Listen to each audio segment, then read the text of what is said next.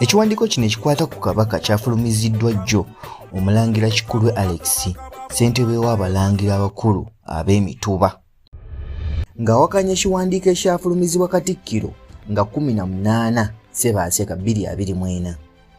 Naye nze kyenjagadde okunokolayo y'ensonga y'obulwadde bwa Kabaka. Omulangira yawandiise mu bigambo bye nti kinajjukirwa nti Katikkiro yategeeza Obuganda nga Kabaka bwe yali atawanyizibwa Alajje ekitaali kituufu. Ekituufu Kabaka yeetaaga essaala zaffe. Bw'atyo bwe yawandiise. Nga bwe weetegeeza ekiwandiiko kino wakyetaaga osobola okujjamu mu inbox yange ku WhatsApp ne mba nga nsobola okikuweereza n'amaloboozi agamu, naye nga mu kiwandiiko kino alagira ddala nti nno Kabaka si mulwadde wa allergy. Nkugambye nti kyawandiikiddwa Kikulwe Alex, ssentebe w'abalangira abakulu ab'Emituba.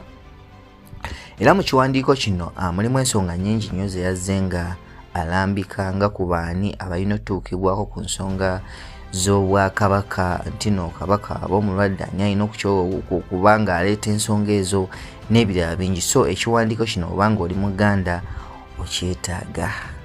Nze Kimuli Joakim Musaazi, tova ku munyenye ya Buganda.